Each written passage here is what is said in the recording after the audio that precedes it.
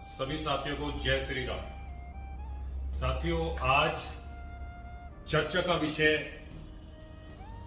Social media हो या अखबार के पृष्ठ हो या मौखिक वार्ता हो, विशेष रूप से हम देख पा रहे हैं आज भारतवर्ष के अंदर चुनावी माहौल है।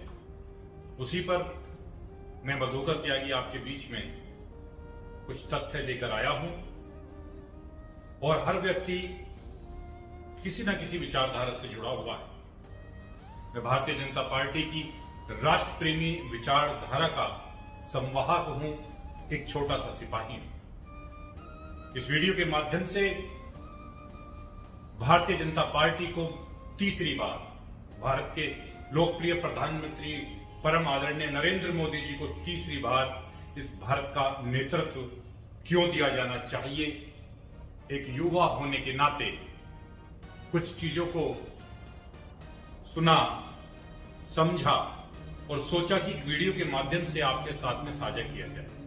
वैसे तो सब आप लोग प्रबुद्ध जन हैं, ज्ञानी जन हैं, मनीषी हैं, बुद्धिजीवी हैं। हर चीज, अब कोई भी ऐसा कार्य नहीं है जिसको छुपाया जा सके या कोई कार्य ऐसा नहीं है कि जिसकी प्रशंसा ना हो।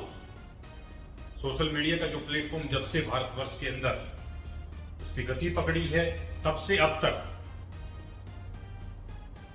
जो भारत की उपलब्धियां हैं, जो उत्कृष्ट कार्य को करने वाले हैं, जो क्रिएटिव माइंड वाले व्यक्ति हैं, या उसके विपरीत में कहूं जो देश को खाने वाले व्यक्ति हैं, भ्रष्टाचारी हैं, वो सब शीशे की तरह ट्रांसपेरेंसी इस सोशल मीडिया के माध्यम से बहुत तत्काल प्रभाव से हो जाती है।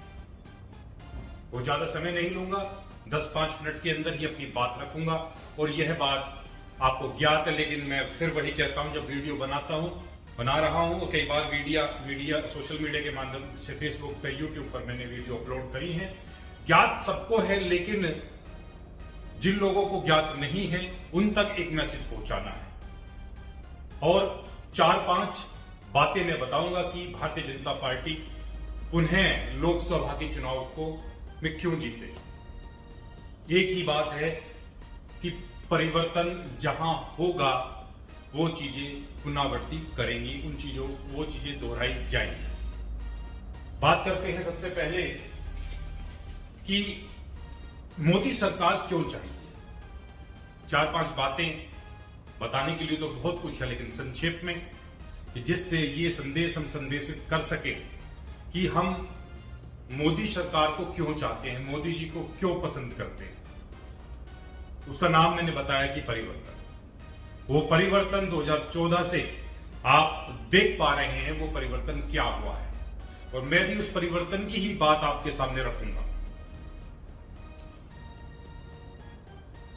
संस्कृति, सभ्यता और संस्कार, ये तीनों चीजें यदि उस देश की परिस्थिति के अनुकूल रहेंगी, जो देश की जैसी संस्कृति है, सभ्यता है और जैसे उसके संस्कार हैं, उनको लेकर जो भी आगे बढ़ेगा वो देश का नेतृत्व करेगा। हम तीनों चीजों को मोदी जी और मोदी जी का जो टॉप लीडरशिप है, वो किस प्रकार से इन तीनों चीजों को सजोकर, भारतीय संस्कृति, सभ्यता और संस्कार को सजोकर कैसे आगे बढ़ा रही है, उसी पर चर्चा करेंगे। लोग कहते हैं कि ऐसा क्या है इन फूल वालों में। एक शेर के माध्यम से शुरू करता हूं, एक दोहे के माध्यम से शुरू करता हूं, जो आपको ज्ञात हो जाएगा कि ये कमल वालों में क्या है, कि ऐसा क्या है इन फूल वालों में कि बचा ही नहीं कुछ अन्य दल वालों में।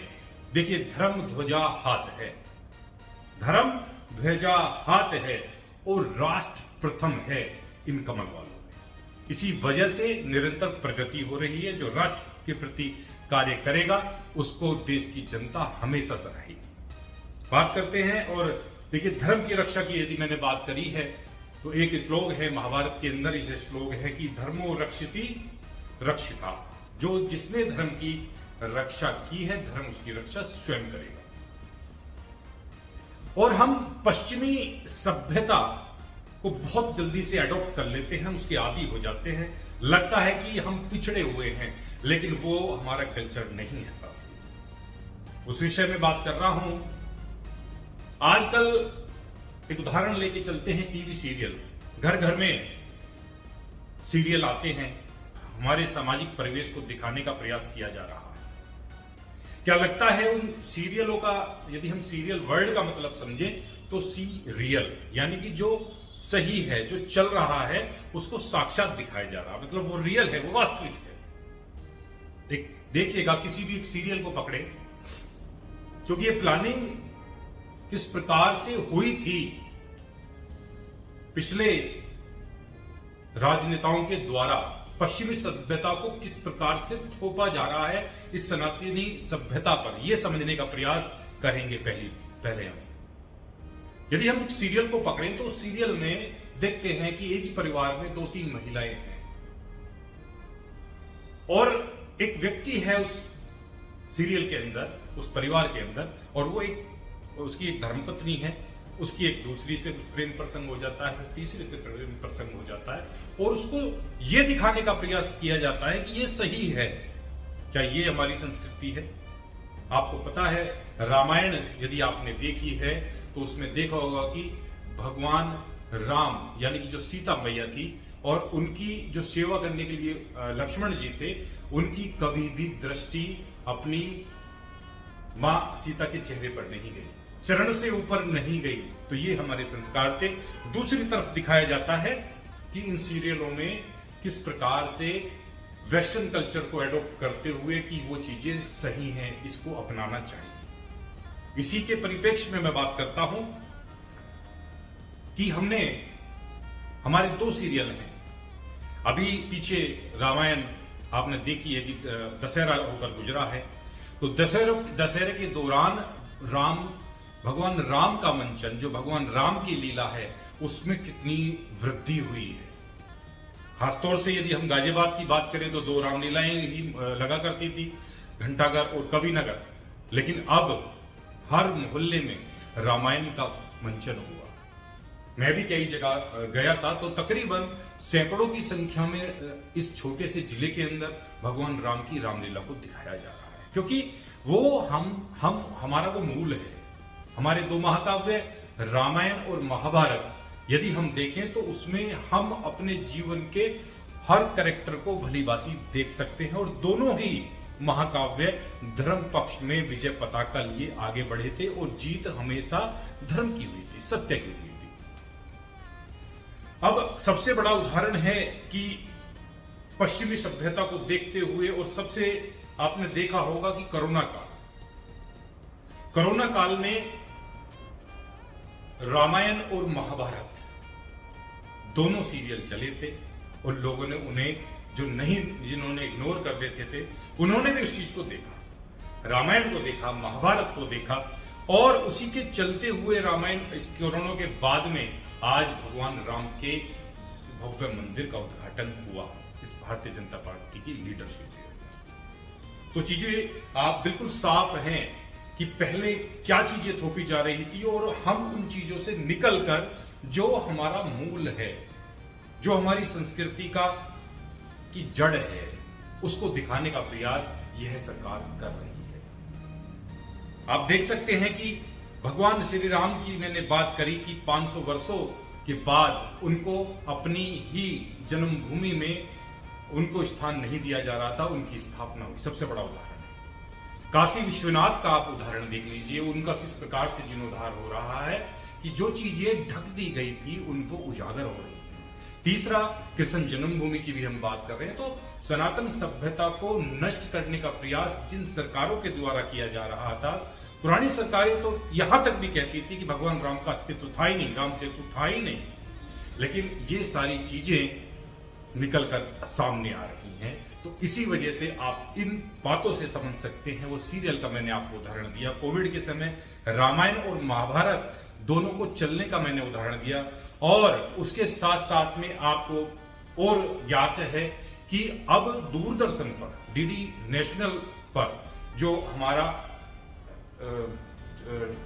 चैनल है, उस पर भगवान श्री राम की सुबह की आरती का प्रसारण लाइव होता है।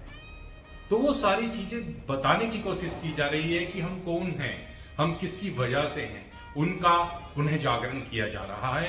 तो ऐसा करने से भारत की संस्कृति, सभ्यता और संस्कारों का कद और ऊंचा बढ़ जाता है। तो इसीलिए चाहिए हमको मोदी सरकार। पहला मैंने आपको वक्तव्य बताया। दूसरे पे चलते हैं।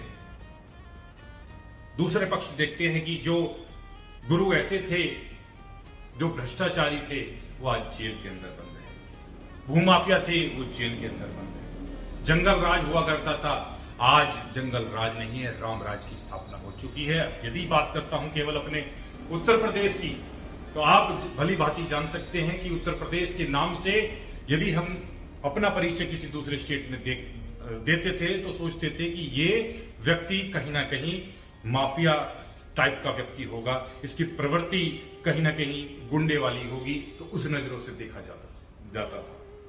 और जिस उत्तर प्रदेश को उत्तम बनाने का काम योगी जी आदित्यनाथ जी ने किया है मोदी जी के नेतृत्व के द्वारा। डबल इंजन की सरकार चल रही है, तो इस वजह से उत्तर प्रदेश का उत्थान साथ के साथ हो रहा है मोदी जी के नेतृत्व के द्वारा। आप दूसरी तरफ देख सकते हैं कि कुछ जो पोषित माफिया थे, उनकी जगह आज वो कहां है। और राम भद्राचार्य जी महाराज जो बचपन से नेत्रहीन है, उनको सारे वेद किस प्रकार कंठस्थ हैं। हम एक संस्कृत के श्लोक को पढ़ने के लिए उसका रट्टा मारने के लिए कितना प्रयास करते हैं, लेकिन वो दिव्य शक्ति, वो आध्यात्म के वो प्रतिबिंब राम भद्राचार्य जी महाराज आज खुलकर आप देख सकते हैं। चित्रकूट के अंदर उन्होंने यूनिवर्सिटी है जिसको सरकार को फ्री में अनुदान कर दिया है कि आप इसको मेरी तरफ से लीजिए, और जिन लोगों को आवश्यकता है वो इस यूनिवर्सिटी में आए और वो शिक्षित हों। दूसरी तरफ मैं बात कर रहा हूं कि हम खाने पीने की यदि हम बात करें, क्योंकि ये बेसिक चीजें बता रहा हूं, राजनीतिक रूप से भी हम चर्चा करेंगे कि अर्थव्यवस्था, बहुत सारे टॉपिक धीरे धीरे करके आज डिस्कस करेंगे कि मोटे अनाज को बढ़ावा दिया है। जो चीजें हमारी बेसिक हुआ करती थी, जैसे बाजरा है, केवल हम गेहूं का प्रचलन आज देखते हैं, चावल का प्रचलन आज देखते हैं, केवल गन्ने की खेती को देखते हैं। लेकिन इससे पहले यदि हम देखें तो हमारे यहाँ कितने प्रकार के अनाज होते थे, और वो अनाज कहीं ना कहीं हमारे खेतों से उनकी फसलें जा चुकी थी, खो चुके थे, लेकिन उनकी दोबारा से पुनरावृत्ति हो रही है। यानी कि स्वास्थ्य के प्रति भी भारतीय जनता पार्टी कितना सोच रही है मोटे अनाज को बढ़ावा देकर। इसके साथ साथ ही स्वास्थ्य, कितनी सारे यूनिवर्सिटियों की स्थापना हमारे यहाँ हो रही है, शिक्षा संस्थान, स्वास्थ्य संस्थान हमारे यहाँ बन रहे हैं। जब इन चीजों को देखते हुए ऐसा लगता है कि शारीरिक रूप से भी हम मजबूत होंगे, और हमारे जितने भी वेद हैं, उपनिषद हैं, और जो हमारी संस्कृति के से जिनसे हमारा परिचय होता है, उस सारी की सारी किताबों को उजागर करने के लिए, उनके अंदर लिखे हुए हमारे संस्कारों को दिखाने के लिए राम भद्राचार्य जी जैसे महाराज और इन लोगों का सम्मान हो रहा है, जो अभी तक कहीं खो गए थे। तो ऐसा करने से भारतीय संस्कृति, सभ्यता और संस्कारों का कद और बढ़ जाता है। इसीलिए चाहिए हमको मोदी सरकार। आगे बढ़ता हूं साथियों, बात करें कोरोना कालखंड की। वह इतना भयानक दृश्य है कि घरों में एक कमरे में बंद होकर हमने रहना, लेकिन जो बड़े बड़े देश थे वो भी वैक्सीन का आविष्कार नहीं कर पा रहे थे। यदि कर पा रहे थे तो उसका उत्पाद नहीं कर पा रहे थे। यहां आप देखें, भारतीय प्रधानमंत्री ने हमारे देश में जब वैक्सीन निजात हुई तो स्वयं सबसे पहले ही अपने को वैक्सीन को, खुद को वैक्सीन लगवाकर यह आश्वस्त कर दिया कि यह हमें जीवनदायिनी है, एक संजीवनी का कार्य कर रही है। और अपने देश को वैक्सीनेट करने के साथ साथ में भारत के ने 92 देशों को वैक्सीन दी है। यानी कि वसुधैव कुटुंबकम की यदि हम बात करें तो उसके अभिप्राय को सिद्ध किया किया है तो कोरोना कालखंड वो हमें याद आता है। यानी कि विदेशी रूप से भी भाईचारा निभाते हुए एक अखंड भारत की स्थापना की संकल्प को देखते हुए मोदी जी ने हमारे भारत के कद को कितना ऊंचा बढ़ा दिया है। बात करें G20 सम्मेलन अभी हमारे बीच में हुआ, इस G20 सम्मेलन में अनेकों देशों ने शिरकत की और मेजबानी किसको मिली? भारतवर्ष को। किस वजह से मिली? वो स्पष्ट है कि मोदी जी कितने मैत्रीपूर्ण तरीके से उस समय में, कोरोना के समय में और अनेकों देशों में अपनी यात्राएं करके उन्होंने भारतीय संस्कृति और सभ्यता और संस्कारों का परिचय करवाया। उन्होंने योग के द्वारा पूरे देश नहीं विदेशों में भी ये जताने का प्रयास किया है, ये दिखाने का प्रयास किया है कि भारत एक विश्व गुरु के रूप में उभर रहा है। और इसीलिए आपको पता ही है, इसीलिए ऑस्ट्रेलिया के प्रधानमंत्री जी मोदी इज द बॉस कहकर उच्चारते हैं। दूसरा, पपुआ के प्रधानमंत्री जी पैर छूकर मोदी जी का सम्मान करते हैं। तो ऐसा करने से भारतीय संस्कृति, सभ्यता और संस्कारों का कद और बढ़ जाता है। इसलिए चाहिए हमको मोदी सरकार। आगे बढ़ता हूं, बात करें महापुरुषों।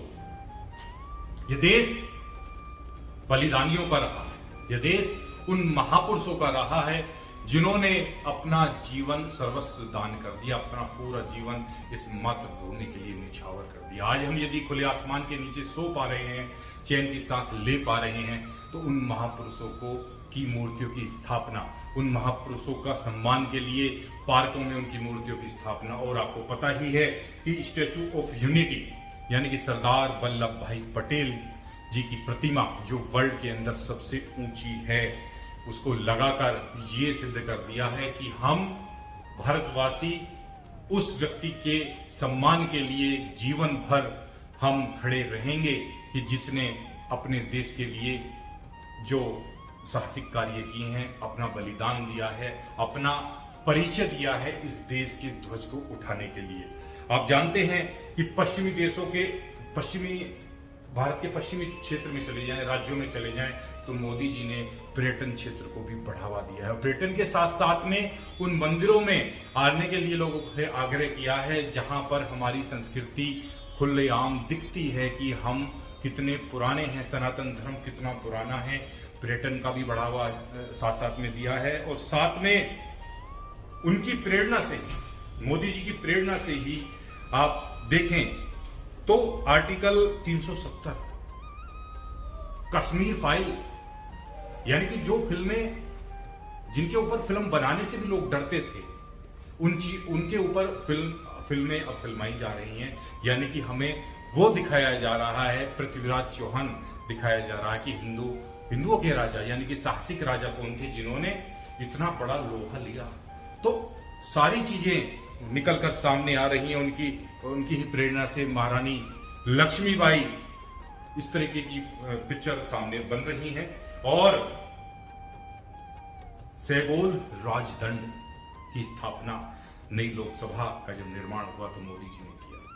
वो एक सत्य शासक का प्रतीक है। यानी कि वह यह दर्शाता है, सैगोल दंड यह दर्शाता है कि वो एक आम व्यक्ति के लिए और एक खास व्यक्ति के लिए बराबर का मापदंड रखता है। तो मोदी जी के इस प्रकार के कृत्यों से, जिनसे हमारे पूर्वज, हमारे बलिदानी, आप देखते हैं कि आज हमारे महापुरुषों की, यदि हम श्यामा प्रसाद मुखर्जी की बात करें, अंबेडकर जी की बात करें, सुभाष चंद्र बोस जी की बात करें, चंद्रशेखर आजाद जी की बात करें, तो जो भी हमारे महापुरुष हुए हैं उन महापुरुषों की पुण्यतिथि और जन्म दिवस किस प्रकार से मनाया जाता है। और पार्कों में उनकी स्थापना हो रही है, महर्षि कश्यप मूर्ति की स्थापना हो रही है। तो यानी कि हमारी संस्कृति, सभ्यता और संस्कारों को बचाने के जो व्यक्ति थे, जो महापुरुष थे, जो मनीषी थे, उन्होंने, जिसने भी व्यक्ति ने बलिदान किया है, उनका परिचय मोदी जी करवा रहे हैं। ऐसा करने से भारतीय संस्कृति, सभ्यता और संस्कारों का कद और बढ़ जाता है। तो इसीलिए चाहिए हमको मोदी सरकार। आगे बढ़ता हूं, बात करते हैं आज के परिवेश की। वो लोग कहते हैं कि मंदिर बनवाने के नाम पर वोट मांगी जा रही है। जी नहीं, आपको बता दूं, अयोध्या के अंदर जो मंदिर बना है उसके बनने से कितने लोगों को रोजगार मिल जाता है। उससे पहले मैं आपको बताता हूं विकसित भारत संकल्प यात्रा। मोदी जी के नेतृत्व में पूरे देश में यह यात्रा निकली और इस यात्रा का उद्देश्य क्या था। मोदी जी कहते हैं 2047 में हम विकसित देश की श्रृंखला में खड़े हो जाएंगे। तो कैसे होगा? यह वही रास्ता है जिस पर मोदी जी अपने देश को लेकर चल रहे हैं। 140 करोड़ जनता को लेकर चल रहे हैं। कैसे? विकसित देश बनने का क्या मापदंड होता है आप भली बात ही जानते हैं। जब हर व्यक्ति इंडिपेंडेंट होगा, हर व्यक्ति अपने पैरों पर खड़ा होगा, उसकी आय अच्छी होगी, गरीबी का स्तर शून्य की तरफ जाएगा, हमारा इंफ्रास्ट्रक्चर अच्छा होगा, हमारा इंफ्रास्ट्रक्चर के साथ साथ में हमारी टेक्नोलॉजी और एडवांस होगी, हमारे देश के में संपन्नता आएगी, तब हम विकसित भारत कहलाने के क्रम में होंगे। और मोदी जी ने उस पर विशेष रूप से कार्य किया है। जब मोदी जी ने इस पर विशेष रूप से कार्य किया तो सबसे पहले मोदी जी जैसे कहते हैं कि हमारे देश में केवल 4 जातियां हैं। यदि आप देश को जातियों में बांटना चाहते हैं तो इन जातियों में इनको इस प्रकार से बांटिए: किसान, युवा, महिला। किसान, युवा, महिला और आपका गरीबी। यदि आप देखें पिछली सरकारों ने क्या किया, रोटी कपड़ा मकान से आगे ही नहीं देश को बढ़ने दिया जा रहा। यानी कि जब रोटी कपड़ा और मकान में आप किसी व्यक्ति को इल्झा कर रखेंगे तो वह सुलझ ही नहीं पाएगा और वह केवल इसी परिवेश में फंस कर रह जाएगा कि मेरा पेट कैसे भरे, मेरे सर पर छत कैसे हो, तन ढकने के लिए कपड़े कहां से आए। मोदी जी ने इसकी व्यवस्था सबसे पहले की। गरीबों के लिए आप देखें आज किस प्रकार से गरीबों 10 करोड़ से ज्यादा लोग गरीबी से उभर कर आए हैं। साथ ही युवाओं को रोजगार है। क्या सरकारी नौकरियों की बात करें, डिफेंस की बात करें, सेना की बात करें, अग्निवीर योजना के द्वारा युवाओं को रोजगार मिल रहा है। या जो व्यक्ति कम पढ़े लिखे हैं उनको कम ब्याज दर पर ऋण मुहैया कराया जा रहा है। जो हमारे जिनको घर नहीं है, जिनको आश्रय नहीं है, उन लोगों को पक्के मकान बनवाए जा रहे हैं। आयुष्मान योजना 5 लाख रुपए तक का मुफ्त इलाज, साथ के साथ में रोजगार। जब युवा को ये सारी चीजें संपन्न होंगी तो वह अपने साथ साथ में, अपने परिवार के साथ साथ में अपने देश के बारे में भी सोचेगा और वो इस देश को आगे बढ़ाने के लिए जब वह खुद संपन्न होगा, कार्य करेगा, उत्पाद बढ़ेंगे तो हमारा निर्यात बढ़ेगा और कहीं ना कहीं ऐसा करने से हम विकसित भारत देश की दौड़ में भागीदारी कर पाएंगे। और मोदी जी तो डेडलाइन दी है कि 2047 में हम विकसित भारत देश बनेंगे, लेकिन मुझे लगता है कि कहीं हम उससे पहले खड़े होंगे इस विकसित देश की श्रृंखला में। तो जब हमको रोजगार मिल रहा है, हमको घर मिल रहा है, हमारी माता बहनों को घर में शौचालय मिल रहा है, इज्जत घर मिल रहा है, उनके उज्ज्वला गैस योजना मिल रही है, युवा वर्ग संभल रहा है, गरीब वर्ग ऊपर उठकर आ रहा है, किसान समृद्ध हो रहे हैं, तो हम हमारी भारतीय संस्कृति सभ्यता का कद ऐसा करने से, मोदी जी के द्वारा ऐसा कार्य होने से हमारा इस संस्कृति सभ्यता और संस्कारों का कद और बढ़ जाता है। तो इसलिए चाहिए हमको मोदी सरकार। तो साथियों आगे बढ़ता हूं। ये छोटी छोटी बातें मैंने आपको बताई कि हम किस प्रकार से मोदी जी को पसंद कर रहे हैं। आगे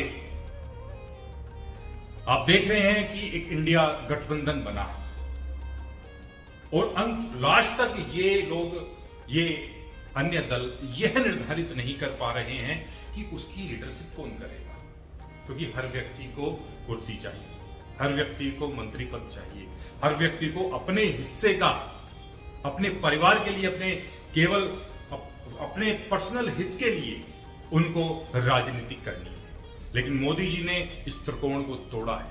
मोदी जी ने समाजवाद, परिवारवाद, समाजवाद और इस तुष्टीकरण को मोदी जी ने तोड़ा है। इस त्रिकोण को तोड़कर मोदी जी पूरे देश को एक साथ लेकर चल रहे हैं। इसी वजह से पूरी देश की जनता उनके साथ है और तीसरी बार भी मोदी जी को ही प्रधानमंत्री के रूप में पूरा देश देखना चाहता है। आगे बढ़ता हूं साथियों कि अपने इस कमल के बारे में बात करता हूं, जो भारतीय जनता पार्टी का सिंबल है कमल। वो मैंने परिभाषित किया है कुछ शब्दों में, और वो शब्द प्रयास है मेरा, और आप भली भांति जानते हैं कि जैसा मैंने लिखने का प्रयास किया है, कहीं ना कहीं आप भी वो महसूस करते हो। कमल को यदि हम ढूंढें कि कमल क्या है, कमल एक पवित्रता का प्रतीक है।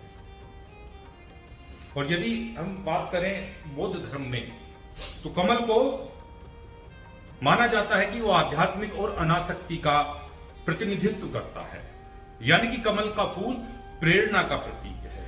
अब कमल को कैसे डिफाइन किया है मैंने, कैसे उसको परिभाषित किया है, एक एक लाइन में समझाने का प्रयास मैं आपको करूंगा। समझदार तो आप हैं ही, लेकिन मैं रखता हूं कमल क्या है। कमल क्या है? एक फूल। कमल क्या है? एक फूल। कमल है एक मूल। कमल क्या है? एक शासन। कमल है ब्रह्मासन। कमल क्या है? एक रूप। कमल है स्वरूप। कमल क्या है? आकृति। कमल क्या है? आकृति। कमल है एक संस्कृति। कमल क्या है? चंदन। कमल है एक वंदन। कमल क्या है? राज। कमल है स्वराज। कमल क्या है? एक चित्र। कमल है विचित्र। कमल क्या है? अनुबंध। कमल है एक संबंध। कमल क्या है? एक महक। कमल है एक चहक। कमल क्या है? एक आयाम। कमल है जय श्री राम। कमल क्या है? एक मान। कमल है स्वाभिमान। कमल क्या है? एक आरंभ। कमल है शुभारंभ। कमल क्या है? एक आवाज। कमल है एक आगाज। कमल क्या है? एक रंग। कमल है सत्संग। कमल क्या है? अयोध्या काशी। कमल है भारतवासी। कमल क्या है? एक मान। कमल है स्वाभिमान। कमल क्या है? एक चरण। कमल है सदाचरण। कमल क्या है? एक बात। कमल है तेरे मेरे जज्बात। कमल क्या है? एक आस। कमल है एक विश्वास। कमल क्या है? एक शोर। कमल है एक भोर। कमल क्या है? एक आशा। कमल है एक जिज्ञासा। कमल क्या है? एक दर्शन। कमल है एक समर्पण। कमल क्या है? एक राग। कमल है एक अनुराग। कमल क्या है? एक संस्तुति। कमल है एक प्रस्तुति। कमल क्या है? एक चिन्ह। कमल है सबसे भिन्न। तो साथियों, कमल क्या है मैंने आपके सामने रखा। कमल क्या है? एक विकल्प। कमल है संकल्प। राम लला हम आएंगे, मंदिर वहीं बनाएंगे। ये स्लोगन मोदी जी के नेतृत्व में पूर्ण हुआ। साथियों, इतने लोगों का बलिदान आपको भली भांति याद है। लेकिन रामराज की स्थापना मोदी जी के द्वारा कर दी गई है, लेकिन उस रामराज की स्थापना के बाद में इस रामराज को कायम रखने के लिए हमें भी आगे बढ़ना होगा। अब हमारी जिम्मेदारी बन जाती है कि हम इस मोदी जी के द्वारा स्थापित रामराज में किस प्रकार से अब हम अपनी भागीदारी दें। और मुझे तो वो स्लोगन भी आपके सामने रख देता हूं कि राम काज किन्हें बिनु, मोहे कहां विश्राम, बोलो जय श्री राम। तो हमें विश्राम नहीं करना है, हमें आगे बढ़ना है। और उस आगे बढ़ने के लिए जो आपके सामने है, मोदी जी बिल्कुल स्पष्ट दिखाई देते हैं कि वो केवल अपने राष्ट्र के लिए कार्य कर रहे हैं। और इस राष्ट्र का जो भी प्रहरी बनेगा, भारत का हर युवा, हर बच्चा, हर वर्ग उसको सम्मान करेगा। इसी कारण से पूरा देश आज मोदी मोदी जी के नारे लगाता है, क्योंकि उन्होंने अभी तक केवल जो कार्य किया है राष्ट्र के लिए किया है, ना किसी एक परिवार के लिए किया है, ना किसी एक समाज के लिए किया है, और ना ही किसी एक बड़े वर्ग तुष्टिकरण के रूप में जो लोग कार्य करते आ रहे हैं उसके लिए किया है। तो मेरा साथियों इस वीडियो में बनाने का उद्देश्य भी यही था, और ये चीजें सब आपको ज्ञात हैं, लेकिन मैंने एक भारतीय जनता पार्टी का मैं भी कार्यकर्ता हूं, और मैं मोदी जी की इस विचारधारा से बहुत प्रभावित हूं कि वो जिस प्रकार से देश को आगे लेकर जा रहे हैं, तो हम हर युवा को आगे बढ़ना होगा, और आने वाले चुनाव में मोदी जी को हमें और मजबूत करना होगा, पिछली बार से भी और ज्यादा मजबूत करना होगा, क्योंकि नारा आप सभी के सामने है, अब की बार 400 पार, फिर से एक बार मोदी सरकार। तो हमें मोदी जी को राम राज्य की स्थापना तो हो गई है, इस राम राज्य का कार्य और प्रगति पर पकड़े, देश ऊंचाइयों को छुए, देश विकसित भारत बनकर रहे, हम हम विश्व गुरु बनकर रहे, हम इस पूरे वर्ल्ड में वसुदेव, पूरे संपूर्ण संसार में वसुदेव कुटुंबकम के अभिप्राय को यूं ही प्रसारित करते रहें। तो इसलिए हमें मोदी जी को मजबूत करना होगा। आने वाले चुनाव में, आने वाले आपके यहाँ पर 26 तारीख का चुनाव है, 26 अप्रैल 2024 को लोकसभा गाजियाबाद में भी वोटिंग होगी, और पहला दूसरा ये चरण है। तो इस चरण में हमें याद रखने की आवश्यकता है कि जब हम बूथ पर पहुंचें तो हमें केवल अपना राष्ट्र दिखाई दे, और उस राष्ट्र के प्रहरी कौन है? मोदी जी। उनका प्रतीक चिन्ह क्या है?